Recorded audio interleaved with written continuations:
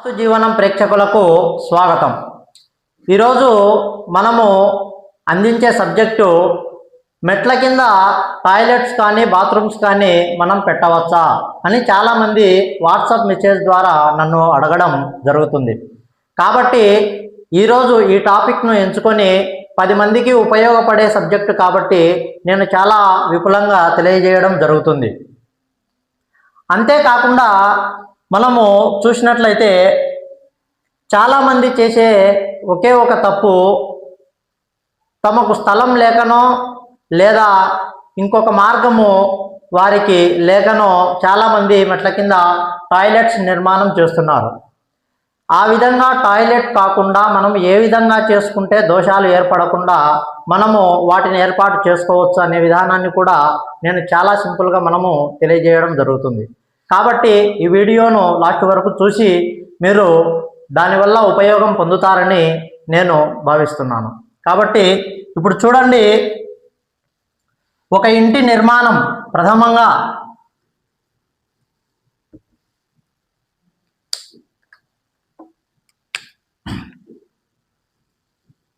Square కానీ rectangle కానీ మాత్రమే ఉండాలని నేను తెలియజేయడం జరుగుతుంది ప్రతి టిప్పు కూడా. ఇప్పుడు ఈ ఇల్లు దిక్కులు మనము తూర్పు, ఉత్తరము, దక్షిణము, పడమర. మనం ఈ ఇంటికి కాంపౌండ్ వేయలేదు, ఎందుకంటే ఒకటిది దక్షిణం రోడ్డు ఉండవచ్చు, ఒకటిది తూర్పు రోడ్డు ఉండవచ్చు, ఇంకొకటిది ఉత్తరము లేదా పడమర. ఎటువైపు రోడ్డు ఉన్నా కూడా మెట్లు అనేది కామన్, అందరికీ ఉండే ప్రదేశాలే. కాబట్టి మెట్లు ఏ విధంగా ఎక్కడ ఉంటే బాగుంటుంది, అటువంటి మెట్లు వచ్చిన ప్రదేశంలో మనం టాయిలెట్స్ నిర్మాణాలు చేయవచ్చా చేయవద్దా, ఒకవేళ ఉంటే దానికి పరిష్కార మార్గాలు ఏమైనా ఉన్నాయా అనే విషయాన్ని ఇప్పుడు మనం చాలా విపులంగా తెలుసుకుందాం. ఇప్పుడు చూడండి, ప్రధానంగా సౌత్ దక్షిణం రోడ్డు ఉన్నవారు దక్షిణ ఆగ్నేయంలో, ఆగ్నేయము, ఈశాన్యము, నైరుతి, వాయువ్యము, ఇవి 4 మూలలు కదా. మనము దక్షిణ ఆగ్నేయము 2 భాగాలు విడిచిపెట్టి ఇక్కడ ప్రధాన ద్వారం ఏర్పాటు చేసుకుంటారు. మామూలుగా మధ్య ద్వారమైనా కూడా ఇబ్బంది ఏం లేదు, లేదా ఆగ్నేయ ద్వారమైనా కానీ ఇబ్బంది లేదు. ఇప్పుడు ఆగ్నేయ ద్వారం ఉన్నవారు మెట్లు ప్రధానంగా ఇక్కడ నైరుతి భాగంలో మెట్లు ఇస్తారు. నేను చెప్పేది ఏమంటే, ఎట్టి పరిస్థితుల్లో కూడా సాధ్యమైనంత వరకు కూడా మెట్లు నైరుతి భాగంలో ఏర్పాటు చేసుకోకుండా ఉండడం చాలా ఉత్తమం. ఇలా దక్షిణ రోడ్డు ఉన్నవారు ఇలా మెట్లు ఇది వరకు ఉంటే మనం చేసింది ఏం లేదు. ఒకవేళ వాళ్ళు కొత్తగా నిర్మాణం చేసుకునే వారికైతే ఇలా దక్షిణ రోడ్డు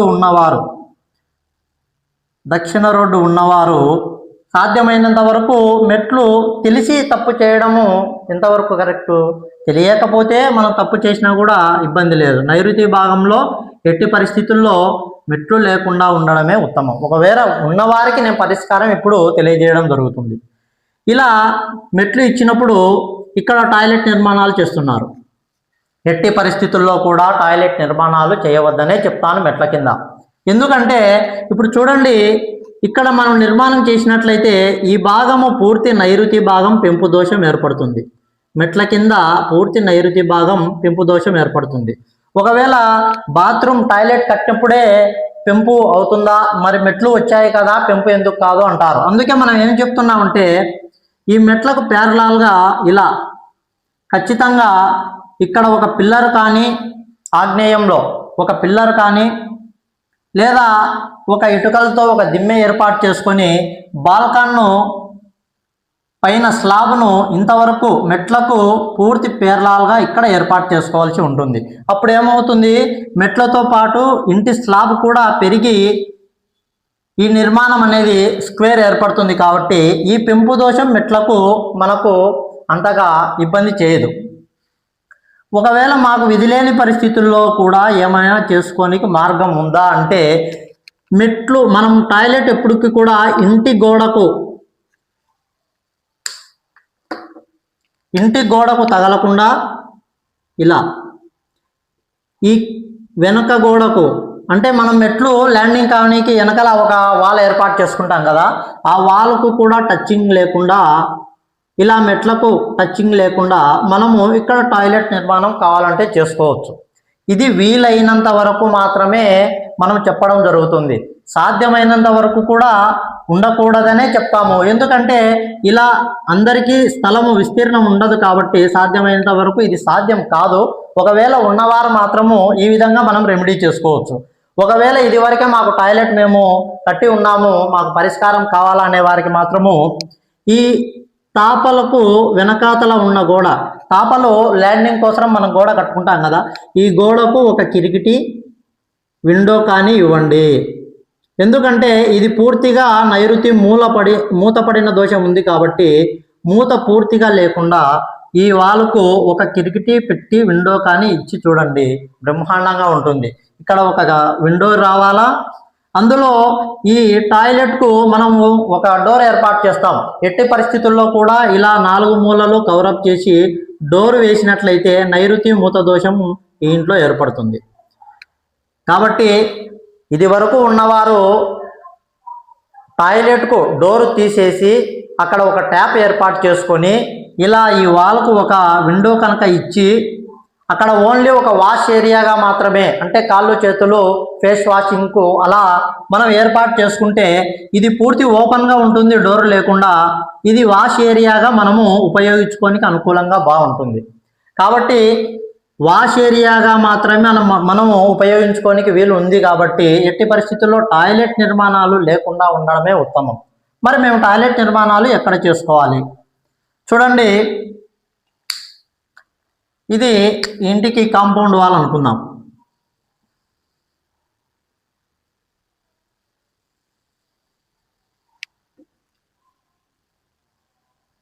ఈశాన్యము, ఉత్తరము.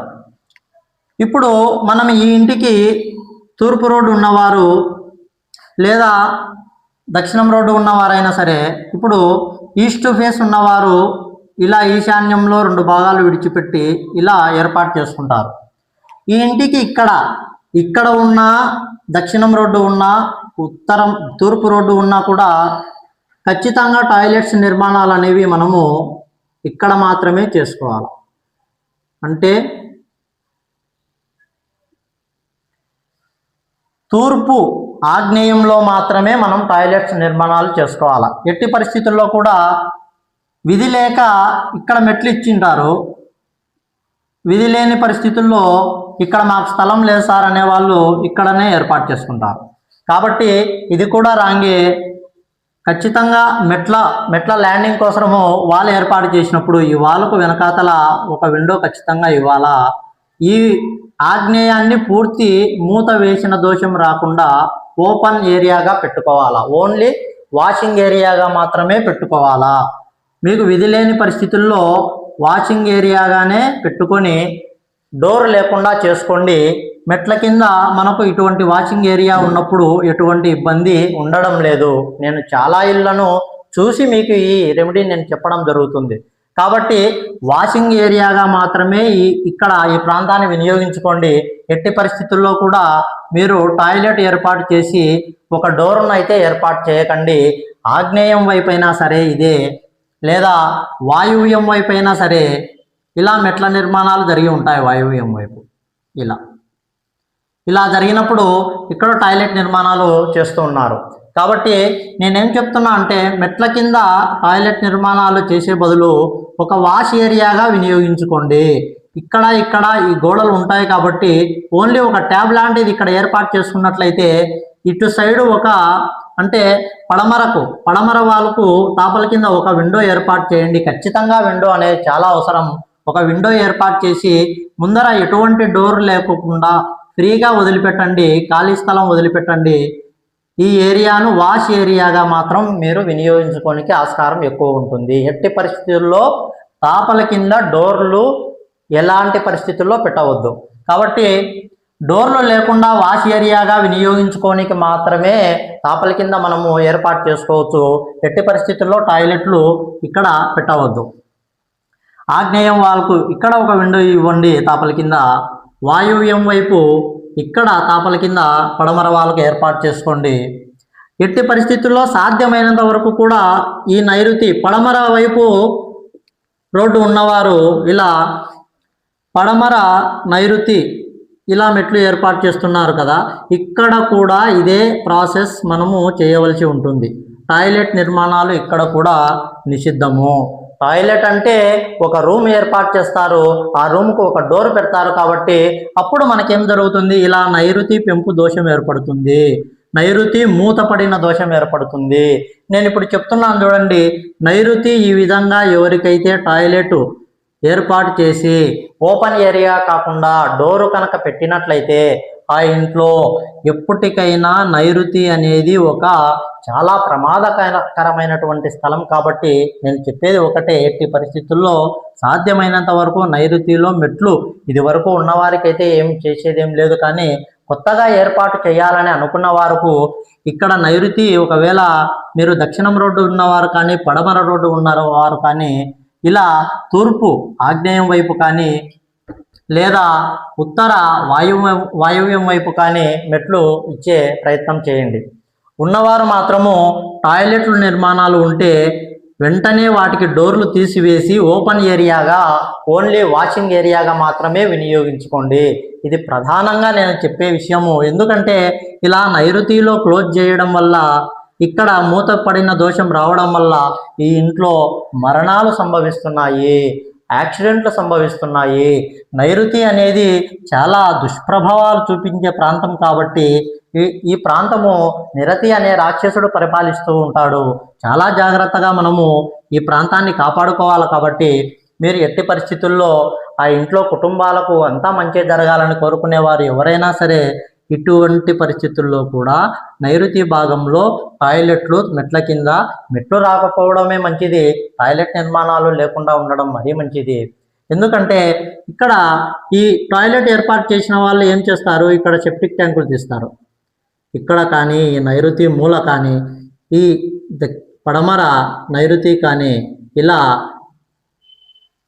టాయిలెట్ గుంతలు ఏర్పాటు చేసినప్పుడు చూడండి చాలా దుష్ప్రభావాలు ఎదురవుతున్నాయి ఈ ఇళ్లలో. ఎట్టి పరిస్థితుల్లో ఈ నైరుతి కార్నర్లో గుంతలు కానీ ఎట్టి పరిస్థితుల్లో తీయనే వద్దు. చాలా ప్రమాదాలు జరుగుతున్నాయి కాబట్టి కుటుంబాలు చిన్న భిన్నం అవుతున్నాయి. నేను చాలా ఇళ్లను అబ్జర్వేషన్ చేసి మీకు ఈ విషయాన్ని తెలియజేస్తున్నాను. చాలా జాగ్రత్తగా ఉండండి. అందరూ అడిగే పరిస్థితి కూడా ఇదే ఎక్కువ నన్ను అడగడం జరుగుతుంది. ఇప్పుడు చూడండి, ఇక్కడ కూడా మీరు వీలైనంత వరకు మెట్ల కింద వాష్ ఏరియాగా మాత్రమే వినియోగించుకోండి. డోర్ అనేది ఎటువంటి పరిస్థితుల్లో ఏర్పాటు చేయకుండా ఇక్కడ అంటే మనకు తూర్పు ఆగ్నేయము ఈ ఇంటికి ఈ కాంపౌండ్ వాల్ ఇది అనుకుంటే తూర్పు ఆగ్నేయంలో ఇక్కడ టాయిలెట్ నిర్మాణాలు మీరు బ్రహ్మాండంగా చేసుకోనికి ఆస్కారం ఉంది. ఇటు సైడ్ కూడా ఉత్తర వాయువ్యంలో మీరు వీలైతే మీకు స్పేస్ కనుక ఇక్కడ ఉన్నట్లయితే ఇటువంటి పరిస్థితుల్లో కూడా ఇక్కడ టాయిలెట్ నిర్మాణాలు మీరు చేసుకోనికి అవకాశం ఎక్కువ ఉంటుంది. కాబట్టి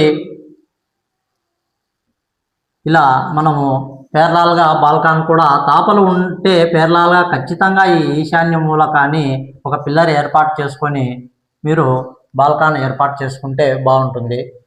ఎలాగైనా ఇంకొక విషయం, మీకు ఇక్కడ మీరు టాయిలెట్ నిర్మాణాలు చేసినప్పుడు ఇది తూర్పు ఫేస్ కదా, తూర్పు ఫేస్కు మనం ఏం చేస్తాము, ఈశాన్యం వైపు ఇక్కడ అంటే ప్రధాన ద్వారానికి ఎదురుగా ఒక గేట్ ఇవ్వడం జరుగుతుంది. ఎట్టి పరిస్థితుల్లో ఈ ప్రధాన ద్వారానికి లేదా ఈ గేట్ ఎదురుకి గుంతలు రాకుండా చూసుకోండి. ఇది కూడా ఒక ప్రధాన సమస్య. అంతేకాకుండా ఇక్కడ కూడా ఉత్తర ఈశాన్యం ఇక్కడ మనము రెండు భాగాలు విడిచిపెట్టి ఈశాన్యం నుంచి రెండు భాగాలు విడిచిపెట్టి ఇక్కడ మనము ప్రధాన ద్వారం ఏర్పాటు చేయడము లేదా ఎదురుకి కాంపౌండ్ వాళ్ళకు ఒక గేట్ ఏర్పాటు చేయడము. ఇక్కడ కూడా ఎట్టి పరిస్థితుల్లో మీరు గుంతలు లాంటివి ఏర్పాటు చేయవద్దు. మన తొలి అడుగు గుంతలో ఎప్పటికీ పడవద్దు.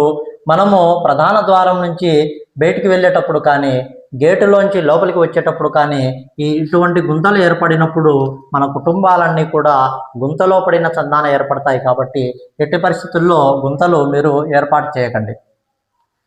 ఇంకోటి నేను ప్రధానంగా చెప్పేది ఏమిటంటే, ఇటు సైడ్ ఉన్నవారు ఇక్కడ మనకు గేటు కనుక పెట్టవలసి వస్తే, అంటే ఇక్కడ తూర్పు ఈశాన్యము ఒక గేటు వస్తుంది, లేదా పూర్తి ఈశాన్యంలో 2 భాగాలు విడిచిపెట్టి ఇక్కడైనా కొందరు 2వ గేటు ఏర్పాటు చేసుకుంటారు. అప్పుడు ఈ టాయిలెట్ అనేది, మనం కట్టేటువంటి ఈ టాయిలెట్ అనేది ఈ గేటుకు పూర్తి ఆపోజిట్ వస్తుంది. ఇది కూడా ఒక మైనస్ పాయింట్గానే మనం చెప్పడం జరుగుతుంది. ఇలా తూర్పు ఈశాన్యం నుంచి ఎదురుగా వాయువ్యం వైపు ఉన్న టాయిలెట్ ఎదురుగా, గేటుకు ఎదురుగా ఎప్పుడు కూడా టాయిలెట్ నిర్మాణాలు చేయవద్దు. ఇలా తూర్పు ఫేసింగ్ ఉన్నవారు ఇలా ఆగ్నేయం వైపు కానీ, ఇలా ఉత్తరం ఫేస్ ఉన్నవారు ఇలా వాయువ్యం వైపు కానీ మీరు టాయిలెట్ నిర్మాణాలు చేసినట్లయితే ఇవి ఎదురు పడకుండా ఉంటాయి. ఎట్టి పరిస్థితుల్లో అటు నుంచి వచ్చే వరకు మనము శుభస్వాగతం ఎప్పటికైనా పలకాలు, కానీ ఇలా టాయిలెట్ నిర్మాణాలు చేసి వారి ఎదురుకి పెట్టడము ఎంత మాత్రమూ మంచిది కాదు. ఈ వాయువ్య లోపం కనుక మనం మెట్ల కింద టాయిలెట్ నిర్మాణాలు చేసిన వారి ఇళ్లలో ఏ విధంగా ఉన్నాయనేది నేను చెప్తున్నాను. వారి కుటుంబాలలో మనశ్శాంతి కరువు అవుతుంది. మీరు బాగా గుర్తుపెట్టుకోండి. నేను చెప్పే సమస్యలు ఉన్నవారు మాత్రమే ఖచ్చితంగా ఈ ఆలోచన చేయండి. లేని వారికి ఎటువంటి సమస్య లేదు, అలాగే జరిగిపోతూ ఉంటుంది. ఉన్నవారికి మాత్రం చూడండి, ఈ ఆగ్నేయం వాయువ్యం పెంపు కనుక అయినట్లయితే, వాయువ్యం టాయిలెట్ నిర్మాణాలు కనుక వచ్చినట్లయితే, నేను చెప్పిన రెమెడీ మీరు పాటించినట్లయితే చూడండి, ఇంట్లో ఉండే సమస్యలు, ఆ ఇంట్లో కుటుంబాలకు మనశ్శాంతి కరువు అవుతుంది. ఆ ఇంట్లో పిల్లల చదువులలో చాలా అడ్డంకులు ఏర్పడతాయి. ఆ ఇండ్లలో కోర్టు కేసులు తరచూ జరుగుతూ ఉంటాయి.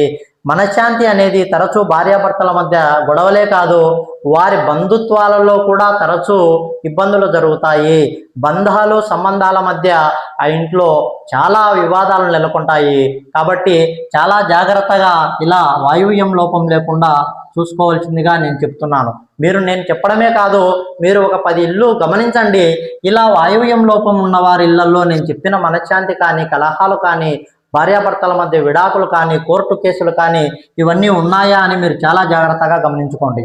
అదేవిధంగా ఆగ్నేయం కనుక నేను చెప్పిన దోషం కనుక ఉంటే ఈ కుటుంబంలో నెలకొనే సమస్యలు ఏ విధంగా ఉంటాయంటే, ఈ ఇంట్లో ఆడవారికి తీవ్రమైనటువంటి ఆరోగ్య సమస్యలు తరచూ ఏర్పడుతూ ఉంటాయి. ఆ కుటుంబంలో చిన్నపిల్లలలో ఎక్కువ ఇబ్బందులు ఎదుర్కొంటూ ఉంటారు. ఆ ఇంట్లో కుటుంబాల్లో ఆర్థిక వ్యవస్థ చిన్నాభిన్నం అవుతుంది.